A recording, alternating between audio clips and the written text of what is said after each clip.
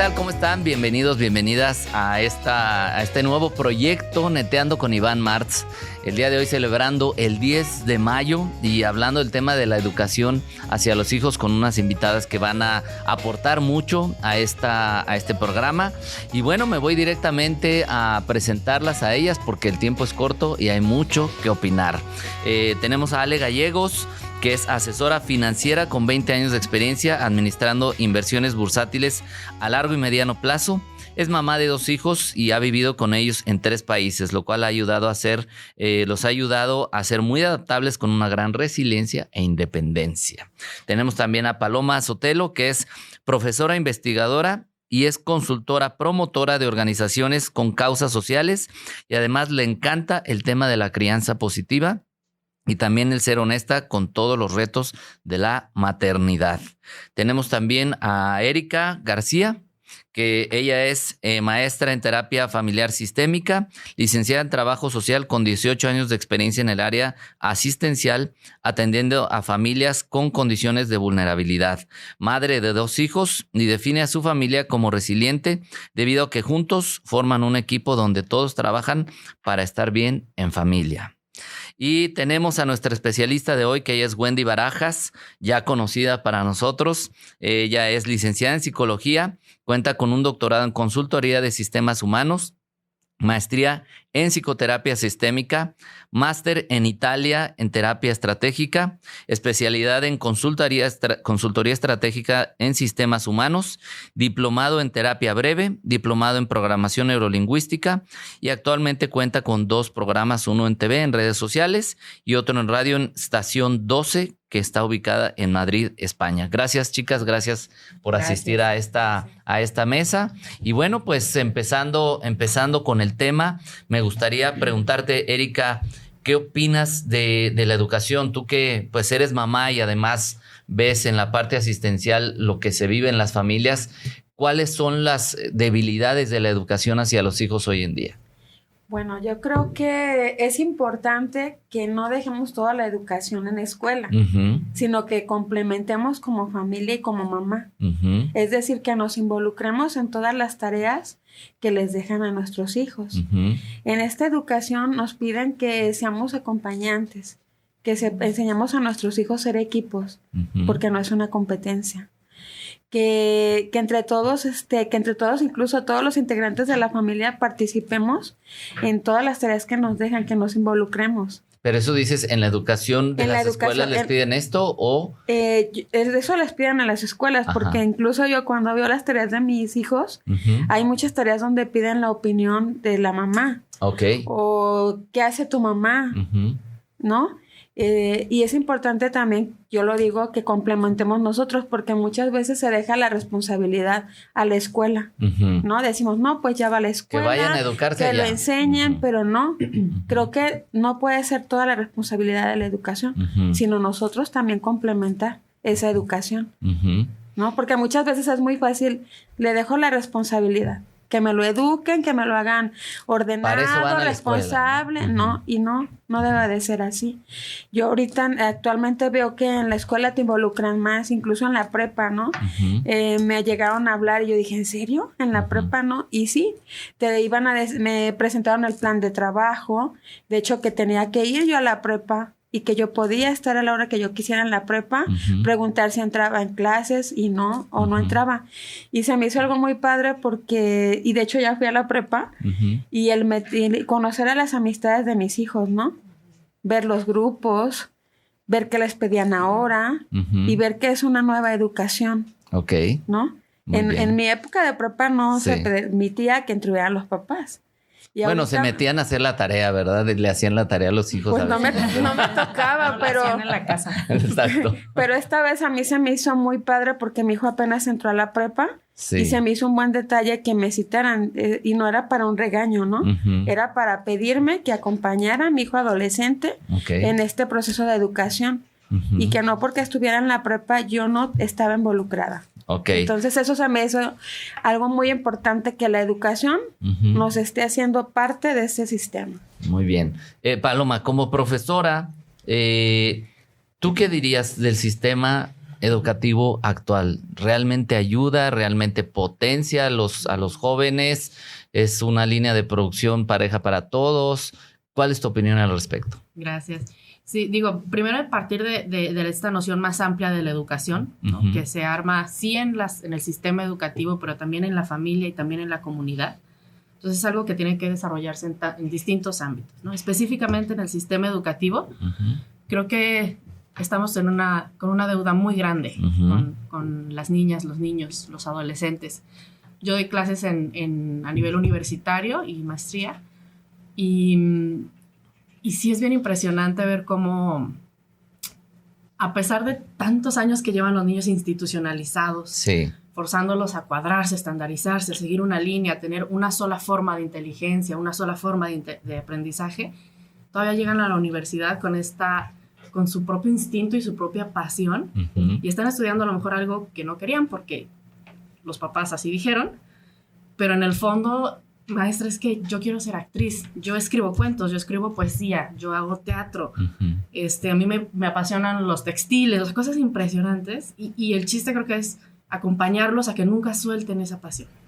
Acaba si quieres, bueno, ya estás a la mitad, termina si quieres, pero nunca sueltes esta cosa que te sigue moviendo. Creo que como escuelas, como universidades, le debemos todavía mucho a los chicos para poder entender nuevas formas de ser, ¿no? O sea, dejar de romantizar esta idea de que es que antes todo era mejor, es que antes sí disciplinaban. Pues sí, pero antes también antes se escuchaba, le pegaban con la regla y antes lo levantaban y ni cuándo iban, ¿no? Pero ahora, de verdad creo que estas generaciones nuevas están mucho más dispuestas a actuar, a proponer, a crear, a innovar. Y tenemos que adaptarnos a esas nuevas realidades, ¿no? Digo, ya hay cada vez más en nuestro país y en varios lados nuevas metodologías. Sí. El enfoque Reggio Emilia y el Waldorf y, ¿no? Otras formas de acercarse a la educación. Todavía hay un reto para llegar, pero creo que mientras hagamos la intención de mantener canales abiertos y menos adultocentristas. Okay. ¿Cómo es ser adultocentrista? Ya me intrigó esa expresión. Pues es esta perspectiva que puedes tener como maestra o como mamá o como lo que sea, de pretender que el niño o la niña se comporte y entienda el mundo e interactúe con el mundo como lo haría un adulto. Y pensar que esa es la forma correcta. O sea, estamos creando adultitos. Adultitos, ¿no? Entonces es, ay, mira qué callado, se estuvo 1 hora en silencio sentado.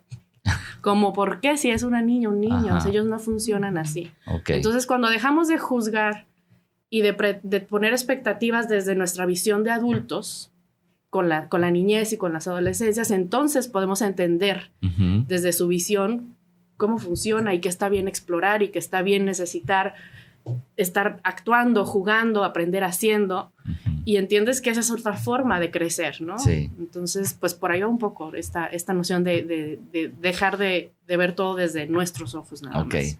Ale, tú que eres experta en la cuestión de finanzas y todo eso, ¿hay huecos en la educación de los niños, adolescentes, e incluso hay escuelas que ahora hablan de business school y todo este rollo?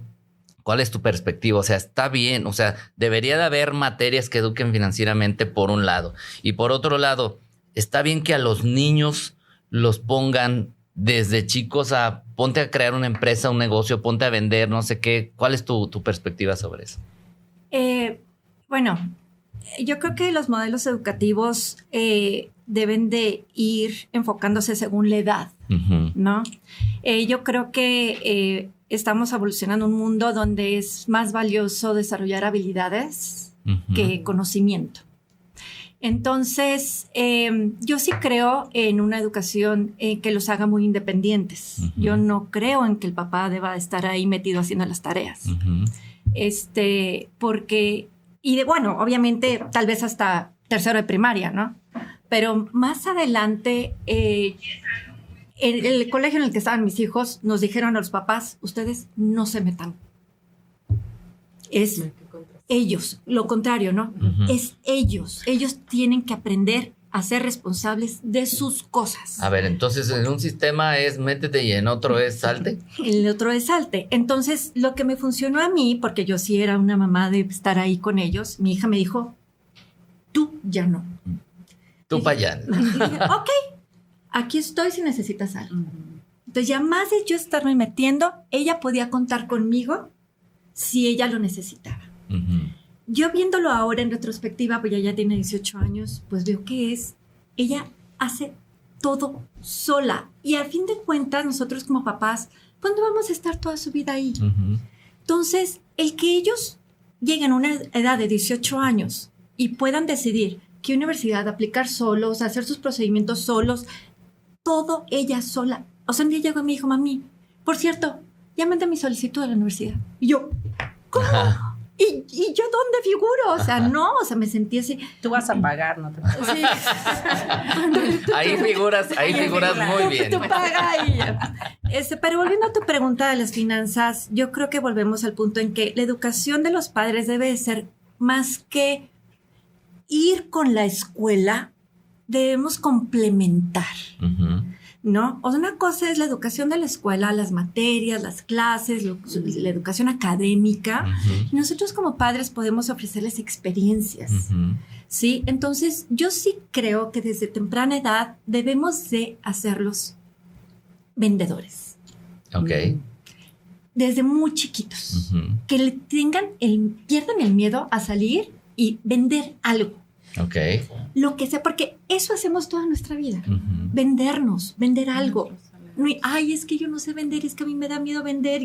No, es una habilidad invaluable. Okay. Es una habilidad que deben de tener y nosotros como papás, eso no se los van a dar en la escuela. Nosotros les damos a dar. Ahora, el tema de las finanzas, pues también es muy importante. Desde el momento en que ellos pueden a lo mejor vender algo o hacer su pequeño negocito. Que estoy diciendo que es difícil, ¿eh? La inseguridad, el cómo le hago, qué venden. Bueno, ¿qué te gusta hacer, no? ¿Qué te gusta hacer? Y pues con los amiguitos, o sea, obviamente en la escala. Pero luego le vienen las finanzas. Las finanzas es crítico en nuestras vidas. Tenemos miedo de hablar de dinero. Es algo privado. Ay, que nadie sepa cuánto gano, ¿no? Es como una cuestión muy de ego. Entonces, creo que debemos de hablar con la neta del dinero. ¿Cómo le hacemos? Aprendamos juntos, ¿no? O sea, debería haber una materia sobre eso para los niños. Creo que se piensa en la escuela, pudiera haber. Hay escuelas que ya ofrecen programas extracurriculares, pero los chavos luego no los aprovechan, ¿no? Pero nosotros en casa podemos empezar a dar esa cultura financiera, ¿no? Que entienda la diferencia entre lo que es un activo y un pasivo, qué te genera dinero y qué te quita dinero, qué te genera un interés. Ahí esa parte es...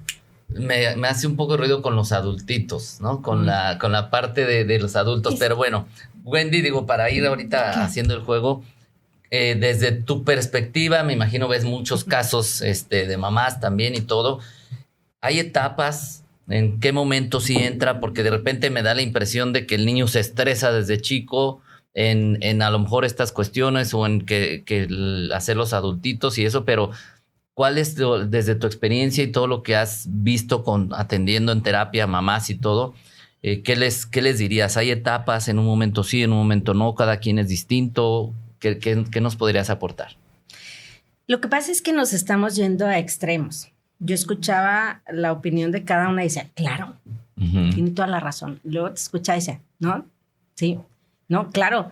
Y de alguna manera todas tienen la razón desde su punto de vista. Y ese es el punto cuando lo vemos socialmente, ¿sí? Entonces, la idea sería que fuéramos a la medida de cada uno de nuestros hijos y pudiéramos comprender cuáles son las necesidades que hay. ¿Cuál es el problema? Como tú dices, de etapas, de los 0 a los 6 años es la etapa más importante del ser humano, ¿sí? Ahí es donde se desarrolla todo, donde tienes la oportunidad como papás de preguntarse en pareja con qué valores queremos que crezca, con qué ideología, costumbres, etcétera. Les estoy pidiendo demasiado porque en general como pareja jamás se pregunta esto. Si cuando se casan ni siquiera saben cuánto gana el marido, mucho menos se van a haber puesto de acuerdo antes de qué pasó. ¿Sí? ¿Qué está pasando ahí? Y cómo queremos criar a nuestros hijos. Entonces, el problema radica en que jamás se habla como pareja.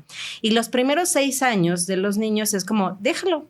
No le digas nada, es que está chiquito. Y después tienen unos tiranos tan lindos, preciosos, de 6, 7 años, que todas tenemos amigas que dices, ay, no, a fulanita no le invites a la casa porque seguro va a traer a su chiquillo y te va a destrozar todo. ¿Y por qué? Porque los primeros 6 años veíamos que estaban muy bonitos y que no pasaba nada. Y entonces la etapa más importante ya no la hicimos y después creemos que hay que dejarlo en manos de la escuela. Y bueno, la escuela es más un tema académico y un tema donde sí, a lo mejor les van a revisar las uñas, que traigan el cabello corto, que traigan el uniforme limpio, pero la responsabilidad de eso es de casa. Y entonces entramos al juego de ¿los acompañamos o no los acompañamos? Yo les diría, hay que tener esa facilidad de decir, aquí estoy, si algo necesitas, pero yo te escuchaba y decía, pienso en las mamás del colegio de mis hijos y después en el chat se preguntan, ¿no? Oigan, ¿a ustedes cómo les quedó la tarea? Es que yo le hice de tal manera. O sea, las mamás hacen las tareas, las mamás hacen los proyectos y discúlpenme, me voy a hacer viral, pero están creando imbéciles, ¿sí? Porque lo que le estás diciendo a tu hijo es, no tienes la capacidad de hacer la tarea y yo como adulto te la tengo que hacer porque tú estás bien... No apto. Sí, no apto para esta edad. Y después no se quejen porque no ganan dinero, porque no saben vender, porque no pueden salir adelante y ¿sí? Y es por esto, porque sí hay que acompañar. Si algo se te atora, aquí estoy como mamá, pero yo no te voy a hacer las tareas. Yo cuando mis hijos me dicen, es que no sé qué dejaron, pues yo ni estaba ahí tampoco. ¿Qué hacemos, no? Entonces tú tienes el correo electrónico de la maestra, mándale un correo, ¿sí? O sea, no es mi responsabilidad. ¿Qué tenemos que ver ahí? Bueno, que el día de mañana estos niños tengan la capacidad de como adultos saber que se envía un correo, que se comunica, que, ¿sí?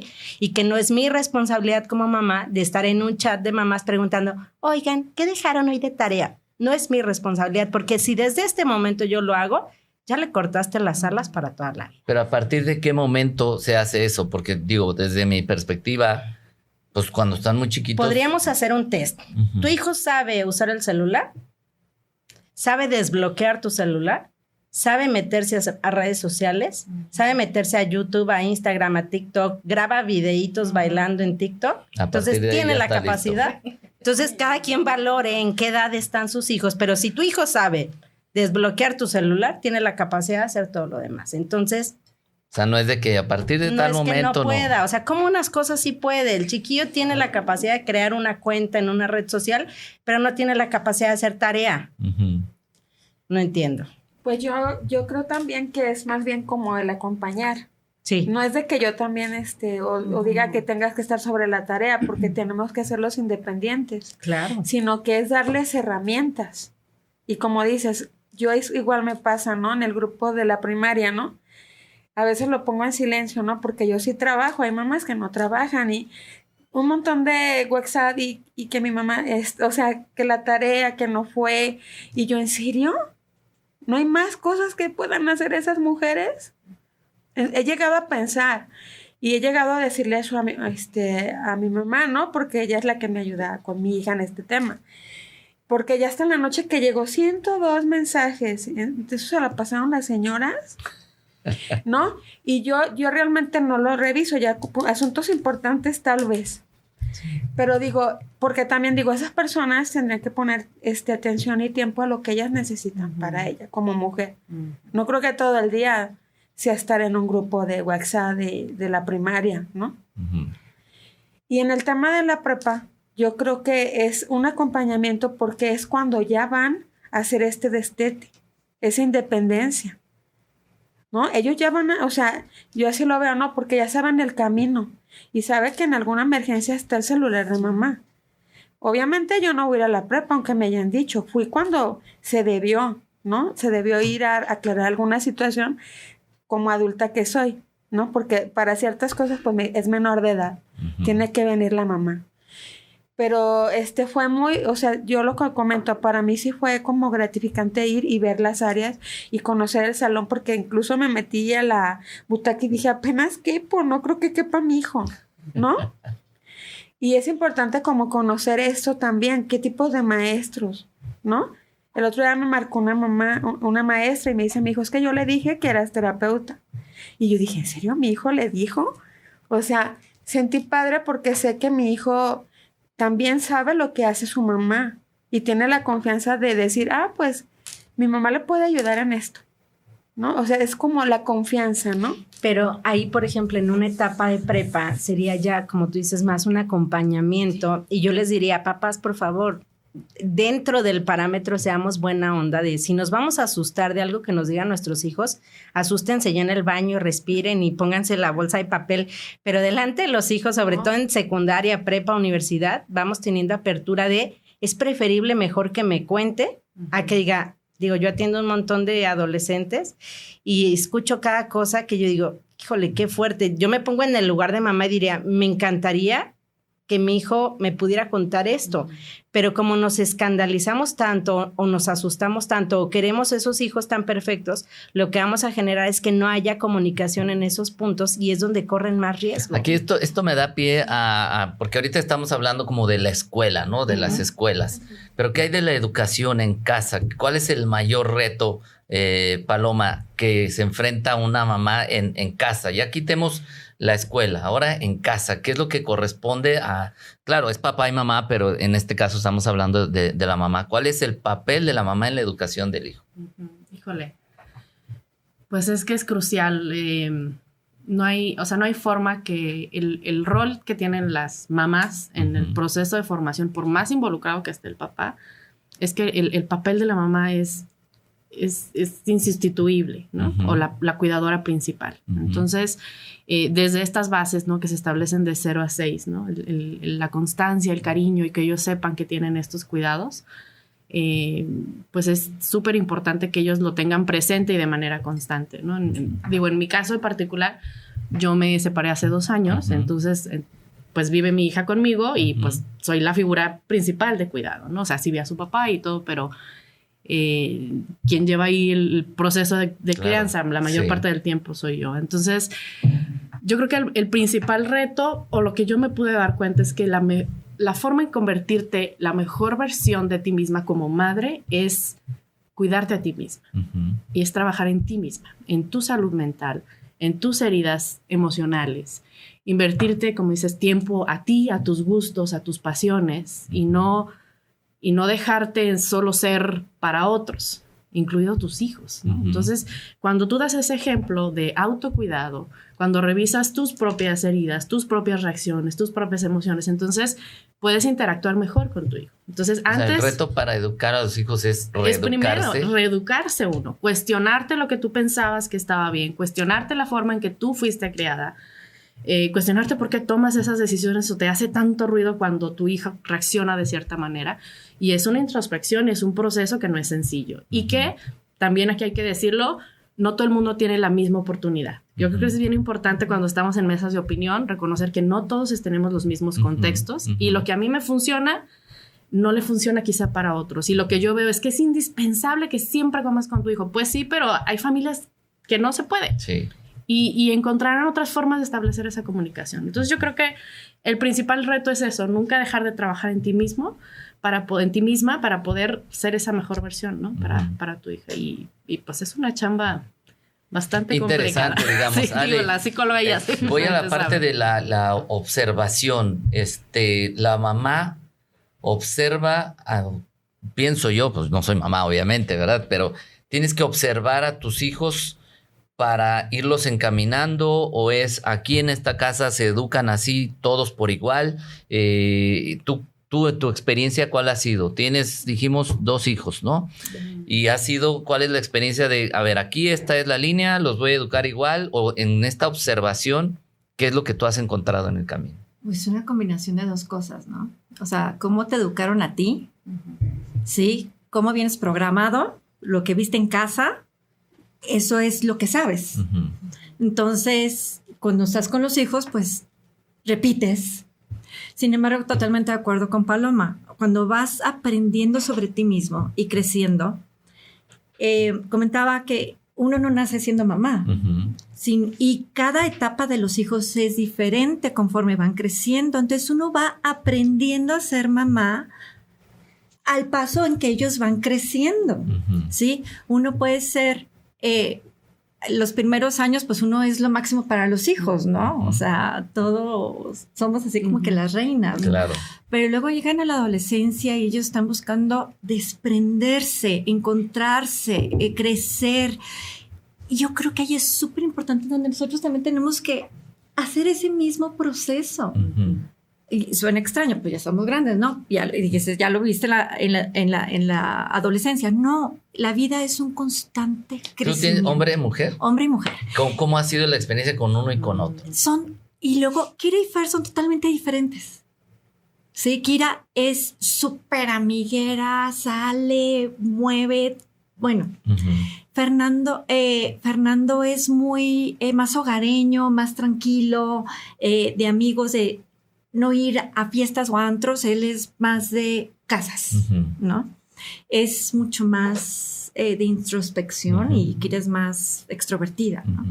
Entonces, yo creo que para mí reconocer esas diferencias, reconocer sus propias personalidades, aceptarlos y quererlos tal como son y ayudarlos a que ellos se vayan descubriendo dentro de su propia forma de ser, eso es lo que ha sido para mí muy gratificante, ¿no? Porque reconocer que son dos diferentes y hacen las cosas diferentes. Y a mí me encanta que Kira sea súper independiente. Y yo sé que Fernando hay que empujarlo un poquito más a que haga las cosas, ¿no? Y estar más tras de él. Entonces, pero más que nada es, órale, dale sobre las cosas que tiene que hacer y hacerse responsable. Pero respetando su individualidad. Entonces, muchas veces luego uno es más compatible con uno que con otro dependiendo de ciertas cosas. O sea, ¿ustedes dirían que sí hay hijos favoritos? Yo creo que no. ¿Qué convendrá de eso? Oye, lo irán a ver nuestros hijos para saber qué decimos. No digan quién es el favorito. Es que sois compatible con ellos en una cosa y con el otro en otra cosa. Sí. Entonces dices, ay, los hijos para las mamás y los hombres, ¿no? Y yo he acompañado mucho a mi hijo en sus ambiciones o su pasión de deporte. Y bueno, ¿qué no he hecho, no? Por acompañarlo en el deporte. Y a veces mi hija se siento yo, creo, pues un poco abandonada, ¿no? Porque pues pasé mucho tiempo con Fernando en su deporte y Kira no tenía un deporte tal cual, ¿no? Entonces, sí, eso me unió mucho a Fernando. Y ahorita estoy tratando de, pues, que Kira entienda que ella como mujer a mí me complementa muchísimo, ¿no? O sea, nos entendemos de mujer a mujer. Sí. Que está chica todavía y que va a aprender muchas otras cosas y el día que sea mamá, todas decimos nos va a entender mejor.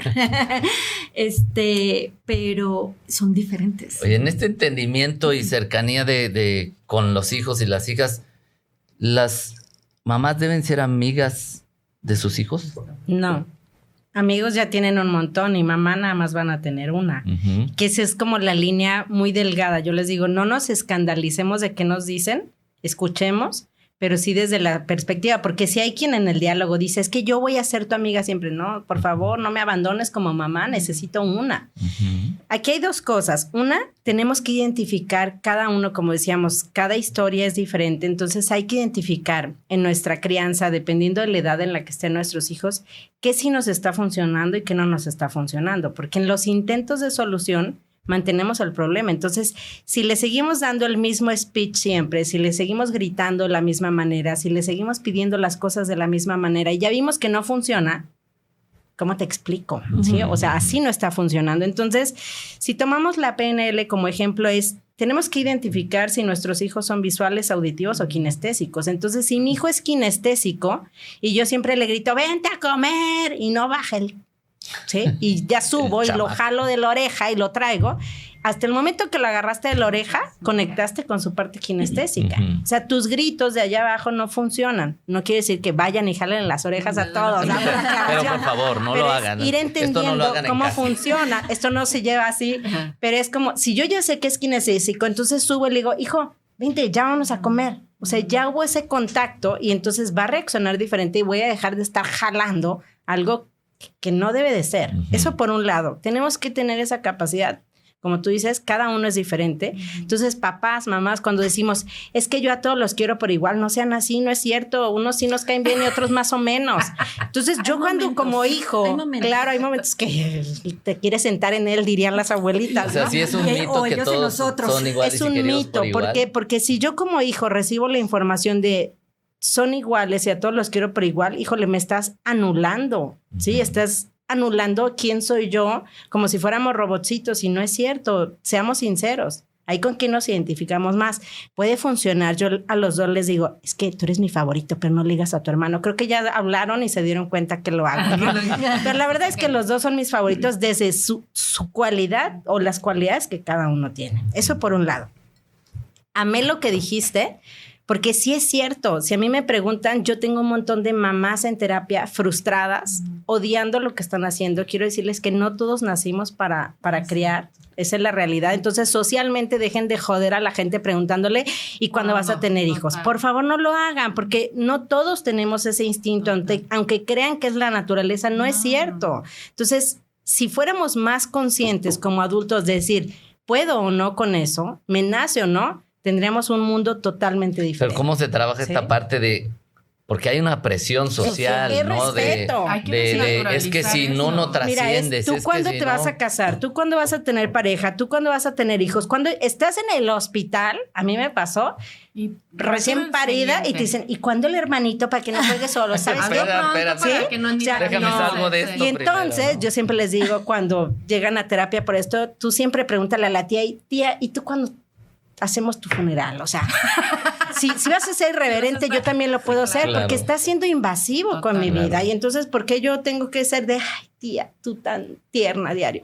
Entonces, no todos nacimos para ser papás, entendamos eso, pero bueno, si ya los tenemos ahí, no nos vamos a sentar en ellos. Y lo que tú dijiste es clave. Hay un montón de mamás frustradas porque es, dejé mi carrera por ti. ¿Qué crees? Para empezar, yo ni te pedí nacer, ¿sí? Entonces no me digas que dejaste tu carrera por mí, porque yo no te lo pedí, ¿sí? Entonces, pero a mí ¿es válido sí me dicen, que un hijo le diga a su mamá eso? No, pero es menos válido que tú como mamá le digas, yo por ti dejé, yo no te pedí nada, ¿sí? Entonces, si a mí me dirían, ¿qué es el ideal? El ideal es un equilibrio.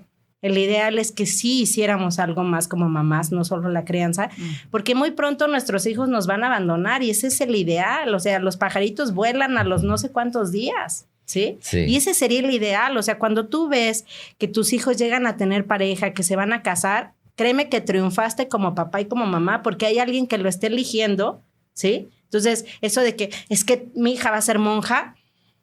De verdad, o si no se casa también es un éxito. También es un éxito, pero sí en esta parte donde se pueda desarrollar, no que se tenga que quedar en casa porque alguien me tiene que cuidar a mí. O sea, no, de verdad es... Alguna vez yo di un curso para mamás muy bueno, que era en esta parte de cómo encontrar un equilibrio como mujeres, cómo poder encontrar esa plenitud y estar bien para la crianza de sus hijos. Al final el fin era bueno. Era para que sus hijos estuvieran bien. ¿Y qué creen? Las mamás se sentían culpables de tener que estar 2 horas una vez a la semana en ese taller. Porque sentían que esas 2 horas podrían pasarla con sus hijos y se sentían culpables. Entonces, ¿qué estamos haciendo? Estamos creando con culpa, ¿sí? Creemos que la mamá tiene que estar ahí 24 horas sin tener algún hobby, sin tener algún deporte, sin dedicarse tiempo a sí misma, sin tener un poco de paz. Y entonces, lo que estamos haciendo es crear adultos, pequeños adultos que crezcan con la idea que se tienen que abandonar a sí mismos por el bien de los demás. Y no, la realidad es que si todos aprendiéramos a querernos primero a nosotros mismos, y eso no es egoísmo, también tendríamos un mundo totalmente diferente. Pero yo le estoy enseñando a mis hijos que me tengo que quitar hasta el pan por dárselo a los demás. Hay un libro muy bueno de una de las que salen esposas desesperadas, la que diario de todo lo hacía mal, que cocinaba mal, no me acuerdo el nombre, de su vida real, que se llama Tostadas Quemadas. Y ella dice, es que ¿por qué? Por ejemplo, cuando hacemos pan tostado o waffles en casa, el que se nos quema, nos lo tenemos que comer nosotros. O sea, ¿quién nos enseñó eso? ¿Sí? Que justo las tostadas quemadas, lo que sale más feíto, tiene que ser para ti. No, discúlpenme. Y fíjate, el más bonito sírvanselo ustedes, claro. Es un tema que va de generación. Porque cuando ustedes me dicen, hay que ser congruentes y hay que enseñarles a nuestros hijos a partir del ejemplo, sírvanse el waffle que les quede más bonito, sírvanse el omelette que quedó precioso, ¿sí? Sírvanse primero, porque eso es lo que tenemos que enseñar, que tenemos que cuidar primero de nosotros. Es como el avión, ¿no? Que siempre te dicen, ponte la mascarilla si se va a caer primero tú. Entonces, no podemos hablar de una cosa y en la vida real, en esos pequeños cosas, hacer lo contrario. ¿Cuál es, Erika, desde tu actividad, lo que tú haces, las problemáticas más fuertes que tú ves en la relación entre madres e hijos? Que no hay comunicación, que no hay comunicación en un contexto de vulnerabilidad. La mujer, el papá tienen que salir a casa a trabajar, entonces delegan esa educación a terceros y terminan entonces educando a las otras personas. Y entonces cuando llega con mamá y papá, pues las reglas son diferentes, ¿no? Las reglas cambian porque mi abuelita me dijo que yo podía hacer esto, ¿no? Entonces es todo un reto porque también estas mamás no tienen incluso pues esa visión muchas veces de querer cómo comunicarse, ¿no? Me han llegado a decir, pero es que él es un problema, y yo pues sí, pero ¿cuándo empezó ese problema? Él no es el problema.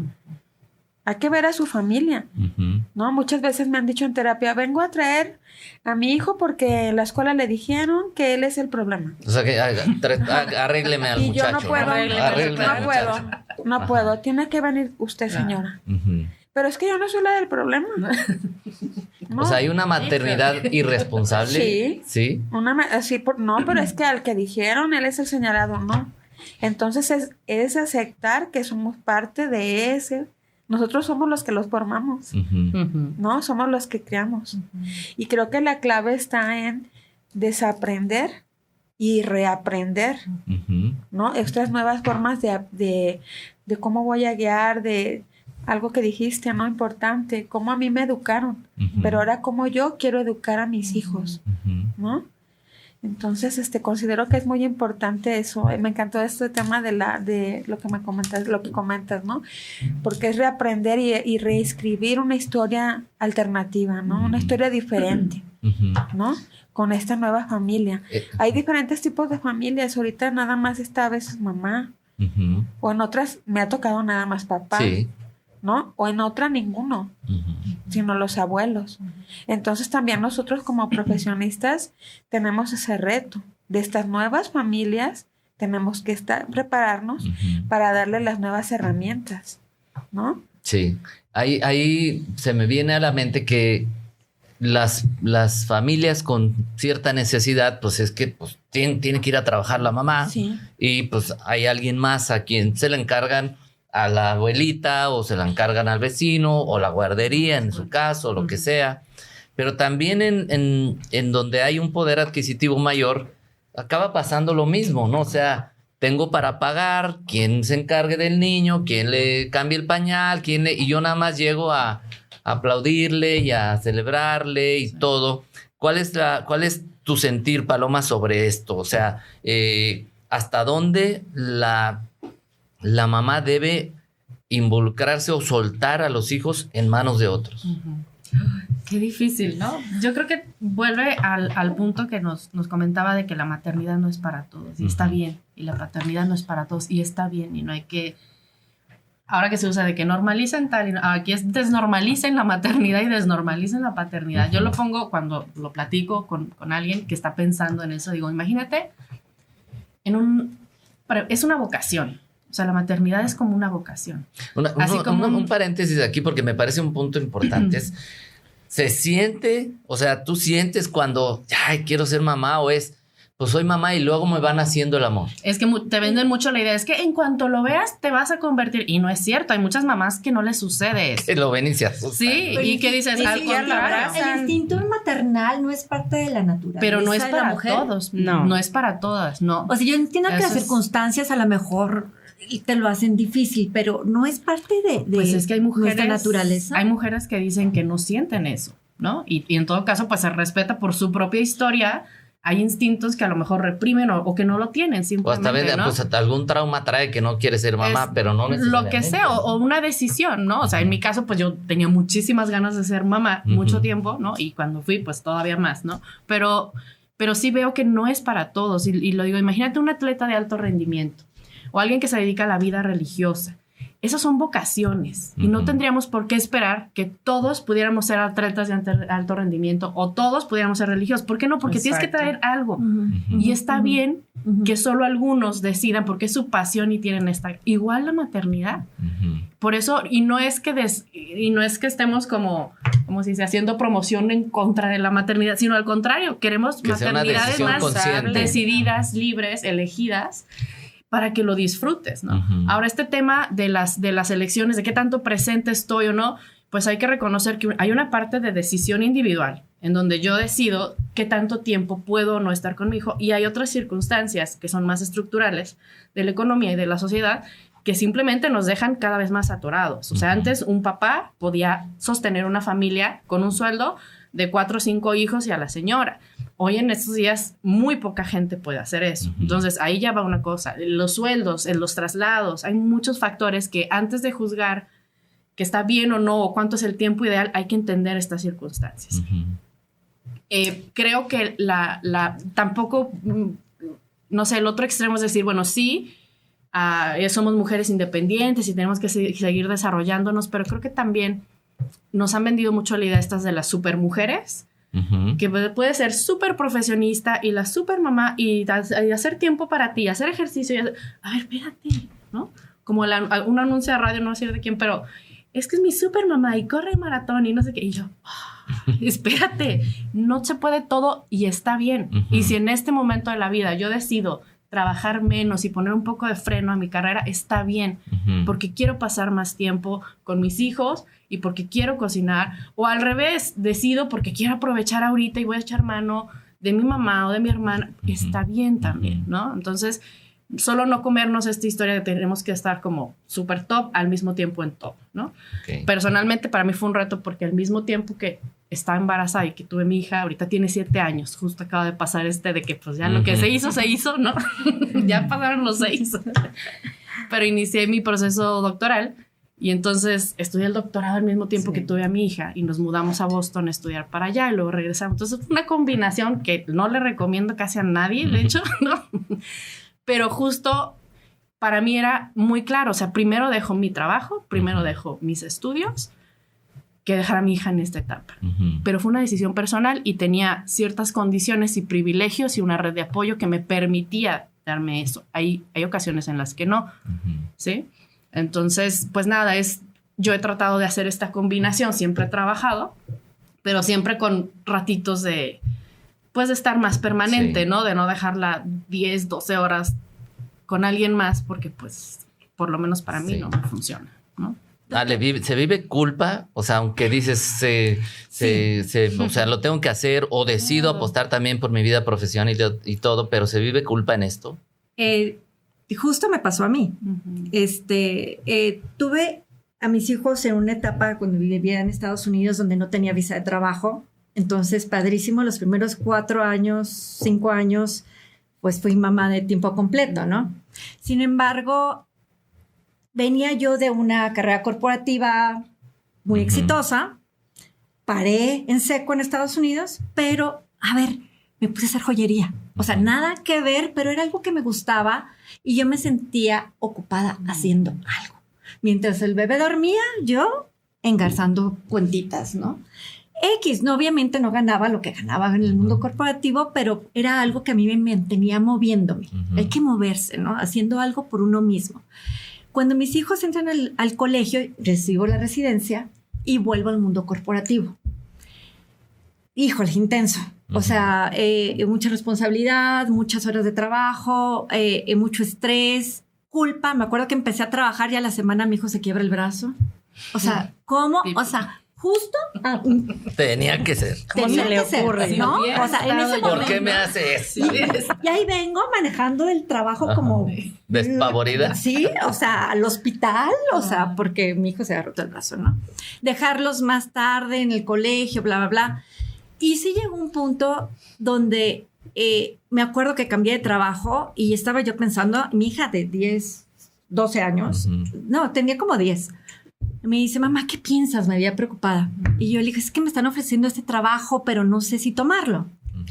Y luego me dice, ¿por qué? Me dice, porque es muy intenso, muchas horas de trabajo, viajes. Me dice, tómalo, ya existe el FaceTime. Oh, Claro. O sea, hermosa, me encanta. Y yo me sentí súper apoyada de que decía yo, mi hija de 10 años, o sea, Ajá. ¿cómo es posible, no? Sin embargo, entro a trabajar, mamá ausente, un día mi hija me dice, me arrepiento, porque ya no te veo. Ok. O sea, ya no te veo. Ujú, Por más que esté uno, o sea, no es el mismo contacto y decido renunciar. ujú. Decido renunciar. Ujú. Porque en ese momento para mí, en mi vida, era más valioso estar con mi hija. Ujú. Y eso no, sí, dejé un sueldo Ujú. fuerte, pero eso no impidió que yo remodificara mi carrera, Ujú. abra una inmobiliaria que me da flexibilidad, Bien. que me permite seguirme moviendo, menos, Ujú. pero con la opción de poder dedicarle mucho más tiempo a mis Ujú. hijos. Genial. Eso y el haber ahorrado sistemáticamente desde mi primer trabajo como mujer me permitió jubilarme a los 48 años. Y todos así. ¿No? Y poder decidir si quiero o no trabajar. Ujú. Y ahorita cuando se vino la pandemia, yo dije, no trabajo, ni le busco, ni nada. Estoy con ellos porque están en casa, virtuales. ¿A dónde voy? Ujú. ¿No? Y luego surge decir, ok, ya regresan a la escuela, ellos ya van a volar, ¿qué quiero hacer? ¿Qué quiero hacer? Reinventarme, volver a la asesoría financiera y poder hacer algo que me encanta, ¿no? Ujú. Pero sí es crucial no abandonarse. Ujú. Ese es como para donde quisiera llevar el tema, porque pues la mamá es como aquí el rol, que es lo que te quiero preguntar, Wendy. El rol está como culturalmente definido, que papá no siente culpa por irse a trabajar y mamá sí. Ujú. Y mamá es la que tiene que abandonarse a sí misma, para desvivirse por el papá, o sea, en este caso la pareja, si es que hay, los hijos, etcétera. Y luego hay pues que es, no sé si es un duelo o qué, cuando justamente los hijos dicen, pues mamá, y te encuentras justo en esta posición de, ¿y yo qué, no? Está cañón. Está cañón. Mira, lo que pasa, yo siempre les digo, ¿en qué momento se nos ocurrió la libertad, la liberación femenina? O sea, la verdad era más cómodo cuando había 10 hijos, tenías 5 terrenos, 10 casas, 3 vacas, 5 gallinas. Y 3 nanas, Sí, o sea. 3 nanas, exacto. Y el rol de la mujer estaba muy definido, o sea, era la crianza de los hijos y que todo estuviera bien en la casa, ¿no? Y entonces salimos a luchar y queríamos esos lugares de los hombres, pero ellos nunca he visto que digan la liberación masculina, queremos pelear por lavar los trastes, por tender la cama, o sea, Claro. eso no ha pasado. Pues la podemos Hombres, armar. están desfasados en el tiempo, ¿eh? Algo está pasando en su lucha. ¿Por qué? Porque el rol del hombre sigue siendo igual. Sí, el hombre aparentemente es el proveedor, pero ¿qué pasa cuando hay casas donde la mujer gana más que el hombre?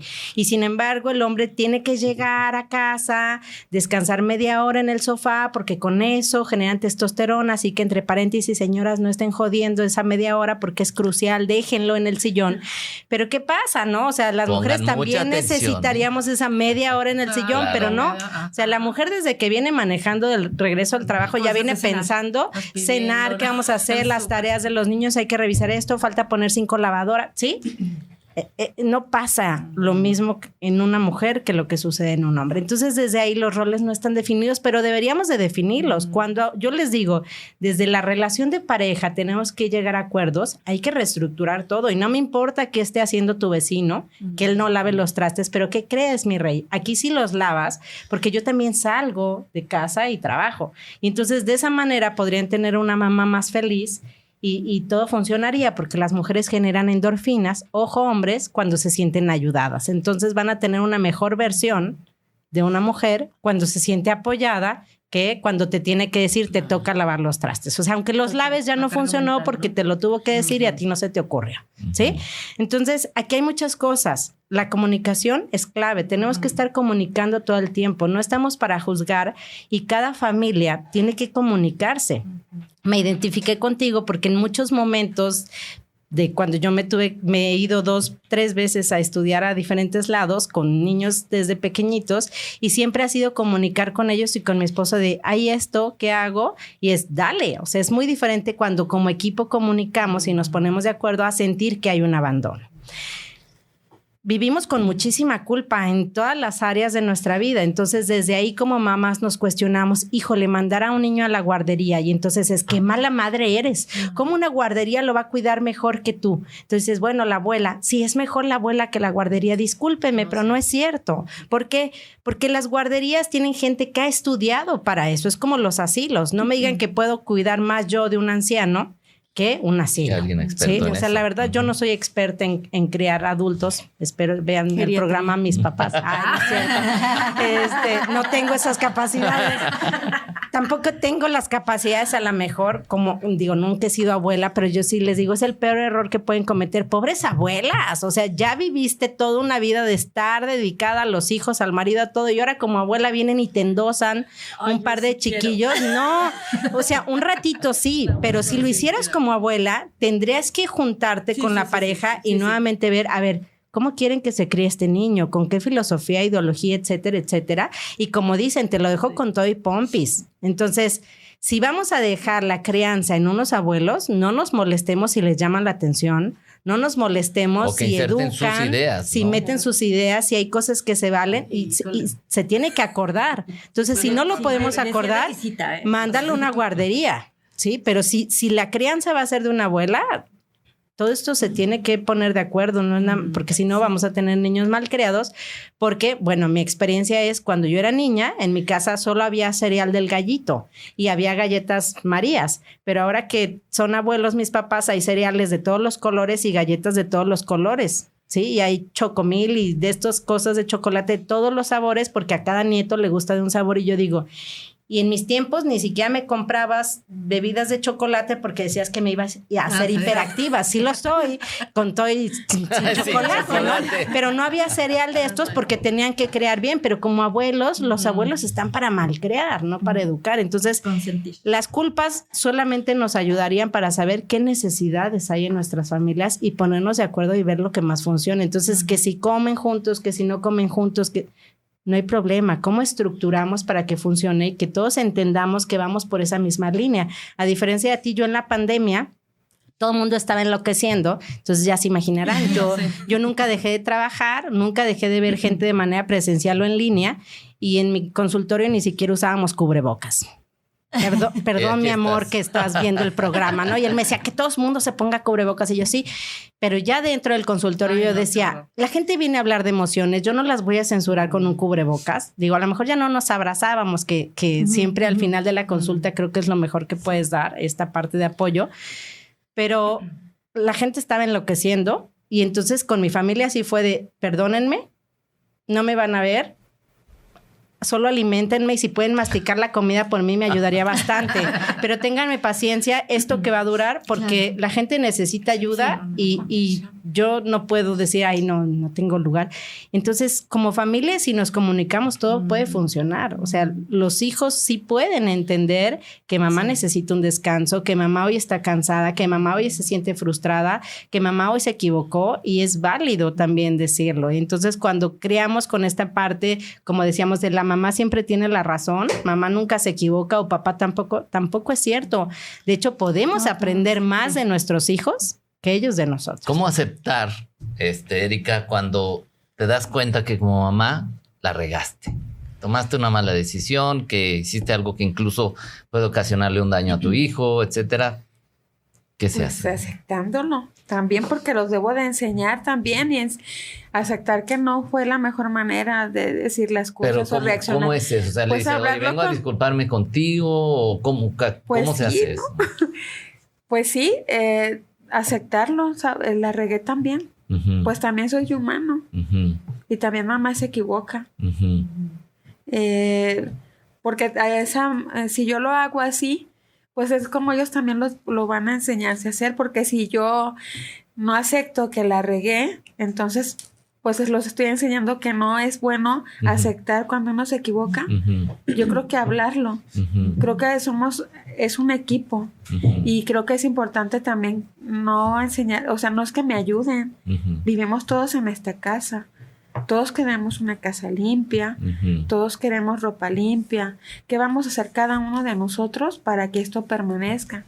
No quiero mascota, pues lo tienes que cuidar, o sea, pero lo principal a la pregunta que me dices, pues aceptarlo. No tiene nada de malo, pues aceptar de que hoy la regué.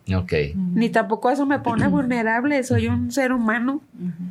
¿Y qué hay, Paloma, en la parte de... pues he visto papás, mamás, ¿no? Que, ¿por qué? Porque soy tu mamá. O sea, tú no preguntes nada porque aquí la que manda soy yo y el día que se mantenga, entonces usted ya decidirá, ¿no? Sí. ¿Qué opinas de esa parte? Típico, ¿no? Esa era la que siempre nos aplicaban.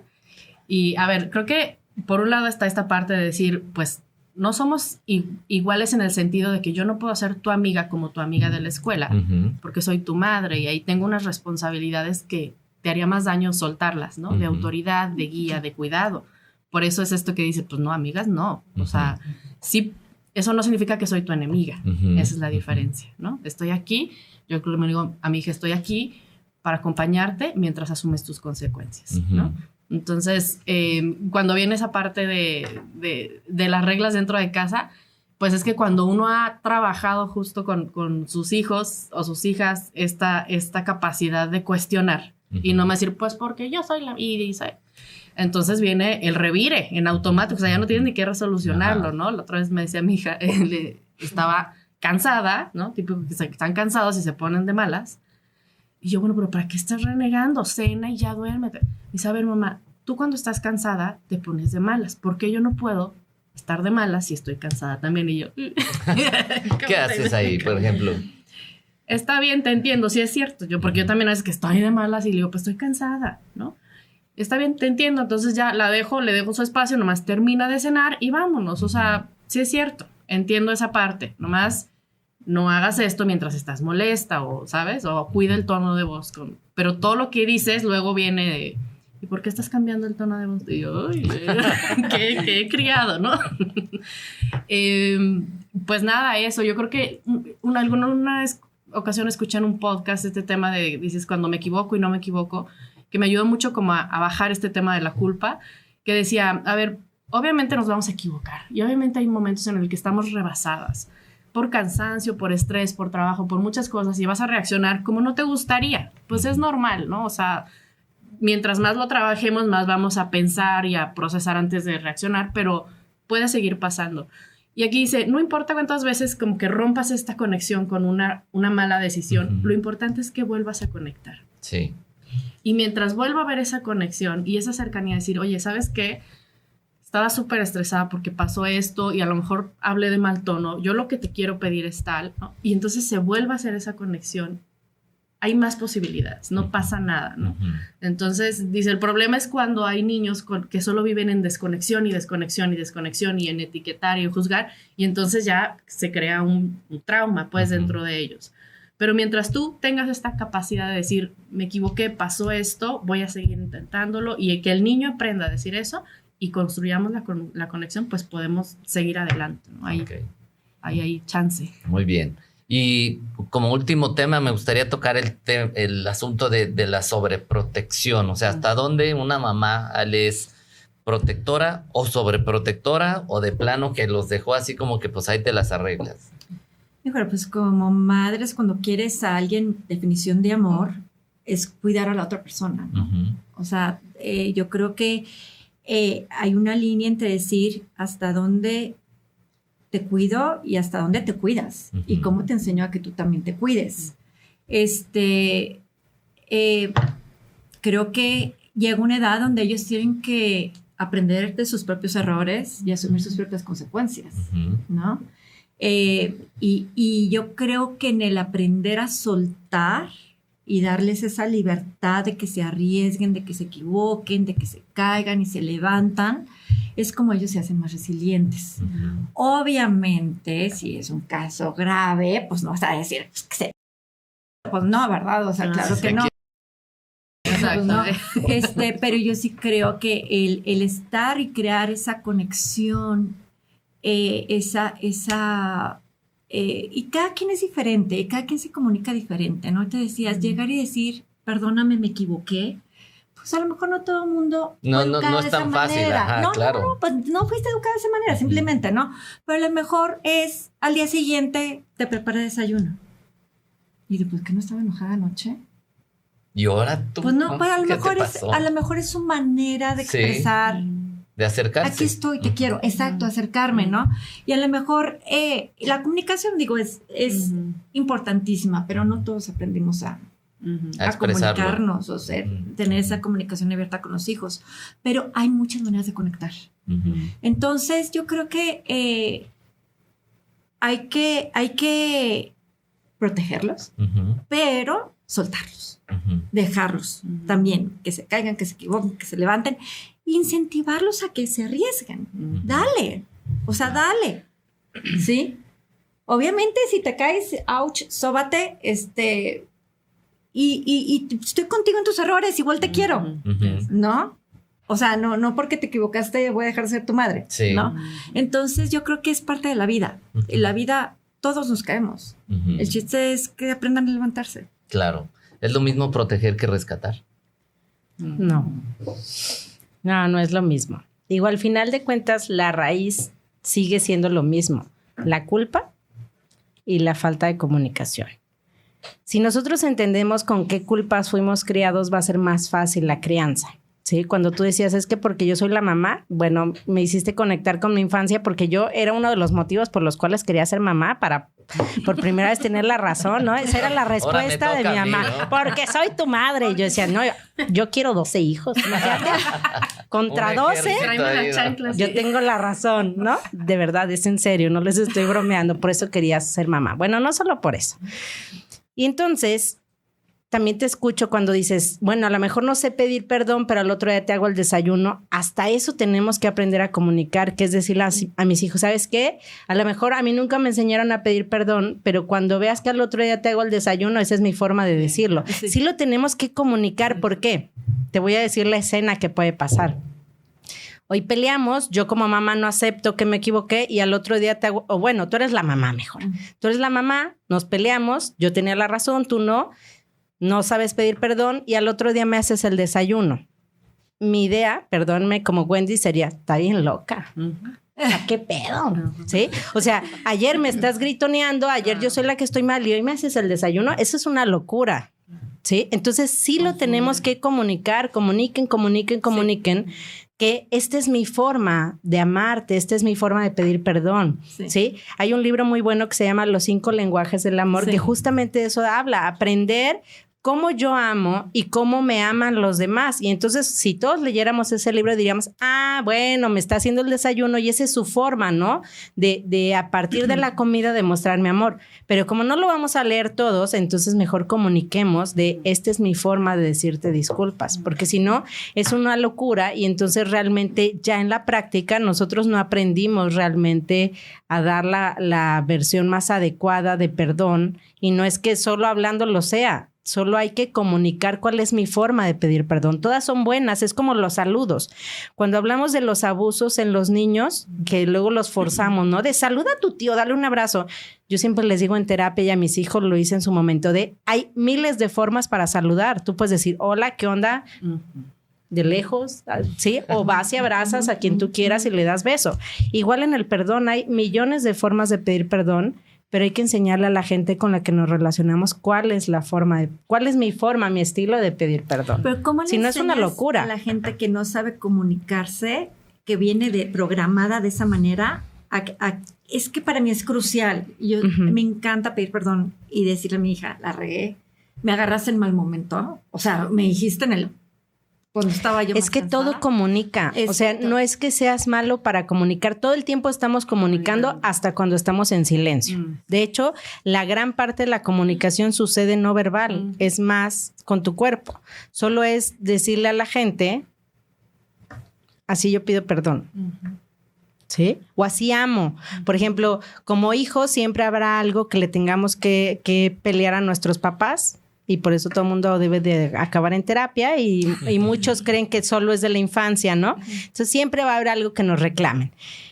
Pero si como papás también aprendiéramos a enseñar que amar es levantarme todos los días, irme a trabajar, no te estoy abandonando, hijo. O sea, te estoy amando tanto y por eso todos los días salgo y me parto de mi madre. No creas que digo, qué emocionante, 12 horas fuera de casa. No, yo también me encantaría quedarme aquí en el sillón y no preocuparme por nada como tú. Pero amarte es salir a trabajar, ¿sí? Amarte es levantarme todos los días a hacer el desayuno. Amarte es desvelarme haciendo esto. Amarte es revisar si hiciste la tarea, no porque desconfíe. O sea, esas son mis formas de amar. Claro. Entonces, de esa manera nosotros podemos crear de una forma que ellos entiendan cómo los estamos amando. O sea, las formas donde nosotros prestamos atención es la forma que amamos. Entonces, con un día que lo digas, ya cada vez que tú hagas el desayuno, cada vez que vean que te levantas más temprano, cada vez que tienes más trabajo, van a decir, me está amando un montón. Claro. O sea, veo cómo sale mi mamá radiante en la mañana y cómo llega como si le hubieran atropellado en la noche. Hoy me amó millones. Y entonces, cuando hacemos todo esto, yo les preguntaría, ¿dónde quedó la culpa? Claro. No hay culpa, porque todos estamos entendiendo el rol que estamos viviendo en casa. Fíjate que eso es bien importante, sobre todo para las mamás que somos mamás solteras, porque nos toca la parte, toda la friega de la semana de levantarte temprano y hacer lunch y la tarea, y el fin de semana, cuando están presentes los papás, es el paseo, es la diversión, es el consentimiento, ¿no? Y te quedas con esta de que, híjole, va a ser la mala, ¿no? O en una relación de pareja donde la mamá pone la disciplina y el papá pone el juego y el desar, ¿no? Así es. Cuando es en pareja, totalmente, a ver, vamos a llegar a acuerdos, ¿no? Cuando es así que tienes que hacer como coparentalidad, pues entender y dejar la culpa de que, pues sí, yo te quiero porque estoy lavándote la ropa y te estoy cortando las uñas un montón de veces, ¿no? ¿Sí? Y entender tú misma, antes de hacer que entienda la niña, que esa es mi forma de amarla y ese es mi papel. Y de verdad que lo entienden, aunque no, digo, hay que decírselos, pero se dan cuenta, porque el cuidado es una forma de amor, ¿no? Sí, hay que decirlo, porque créeme que a mí en terapia me toca de todas las edades, que una buena parte de los traumas que tienen es que mi papá se iba a trabajar todo el día, o mi mamá se iba a trabajar todo el día, o mi mamá se quedó en casa. De verdad, hagas lo que hagas, va a estar mal. Así que no se queden en casa ni se salgan a trabajar, hagan lo que quieran, pero comuníquenlo, porque siempre va a ser lo mismo, o sea, va a ser lo mismo porque a lo mejor no entendimos esa parte de... A mí si me preguntas, yo tuve una mamá que trabajaba todo el día y cuando tengo mamás así que tienen esa culpa por tenerse que ir a trabajar, yo les digo, mi experiencia como hija es, yo hoy admiro a mi mamá y sé que gran parte de lo que yo soy como adulto es por ella. Yo aprendí a vender desde los 6 años porque me llevaba a trabajar y cosas así, y para mí es ese orgullo de decir, yo tuve una mamá que trabajaba y no me pasó nada más que en los festivales, ¿no? Porque en los festivales a veces no iba y yo decía, pues ¿a qué mamá le canto, no? Y una parte de mí ha sido como, yo voy a tratar de no faltar, aunque sí voy a faltar, perdón, hijo, pero ya lo hablamos, porque pues nos fuimos y tengo un montón de trabajo. Entonces es como esta parte de, no me voy a dar de latigazos de, estoy haciendo igual que mi madre y no voy a ir a este festival. No, vamos hablándolo, sí, vamos haciendo que funcione. Ahorita que lo comentaste, yo creo que uno de los mejores regalos que yo he recibido como mamá es cuando mi hija vino y me dijo, yo sé que soy quien soy gracias a ti. Sí. Uf. O sea, pero orgullosa, contenta, claro. Se quiere, le gusta quién es. Y híjole, hablamos mil cosas, pero esas palabras nunca se van a olvidar. Muy bien, pues el tiempo se nos está terminando. La verdad es que todo esto ha sido muy interesante y podríamos, creo que seguir y seguir. Hay tantas experiencias. Pero bueno, agradecer que hayan estado el día de hoy aquí, que son las madrinas de este nuevo formato. Muchísimas gracias. En 30 segundos, Erika, algo con lo que quisiera cerrar, dar algún mensaje a las mamás que están escuchando. Pues la clave es el amor y el respeto. Y el amor hacia uno mismo y el amor que damos a nuestros hijos. Muy bien. Paloma. Pues yo diría que veamos la maternidad como una oportunidad increíble de transformarnos nosotras mismas y de crecer como personas. Y también, y estoy convencidísima, es una vía para cambiar el mundo para bien. Entonces, es una oportunidad grandísima para hacer un impacto en nosotras y en el mundo. Muy bien. Ale. Pues de mamá a mamá, las admiro a todas. están haciendo un gran trabajo porque todo lo que hacen parte del amor. Y no hay amor más grande que definitivamente que el de una madre a sus hijos. Wendy, ¿con qué quieres cerrar? Yo les diría que hemos malentendido el amor incondicional pensando que el amor incondicional es de la mamá y no es cierto. La verdad es que como mamá siempre tenemos condiciones porque siempre esperamos la mejor versión de nuestros hijos. Y realmente quienes aman incondicionalmente son los hijos. Porque a pesar de tantas veces que nos equivocamos, de que estamos cansadas, frustradas, de malas, con hambre, lo que ustedes quieran, y a veces les gritamos porque todos nos equivocamos o reaccionamos mal, etcétera, nuestros hijos siempre acaban acercándose con un detalle de amor. A pesar de todos los atropellos que podamos tener, ¿sí? Entonces, realmente el amor incondicional viene de ellos hacia nosotros. Y entonces, dejemos la culpa, trabajemos más en nosotros, disfrutemos más lo que estamos haciendo, amemos nuestras equivocaciones, porque de esa manera vamos a tener menos atropellos, primero para nosotros y después para ellos. Wow. Qué manera de cerrar. Aplausos para todos. Pues bueno, nuevamente gracias Erika, Paloma, Ale, Wendy. Gracias. Y gracias a todos los que nos están viendo. Esperemos que esto sea de utilidad. Si creen que a alguien le puede servir, por favor, compártanlo. Y creo que el día de hoy, que estamos haciendo este programa en Día de las Madres, hay mucho que aprender y mucho por hacer. Y gracias a estas mamás que están aquí presentes. Y bueno, pues nos veremos en una siguiente ocasión. Si alguien quiere dar sus redes sociales, si alguien quiere decir dónde las encuentran, adelante. Pues mi correo electrónico es ltserikagarcia36@outlook.com. LTS Erika García @outlook.com. Ok, muy bien. ¿A ti cómo te encontramos en redes? Paloma Sotelo @iteso.mx o Paloma XOM Sotelo en Instagram y en Facebook. Muy bien, Ale. En Instagram soy como ale.mentora financiera. Facebook Ale Gallegos, me encuentran en todas las redes, dando consejos de educación financiera. Es importante que todos aprendamos un poquito de esto todos los días. Espero les ayude. Muy bien.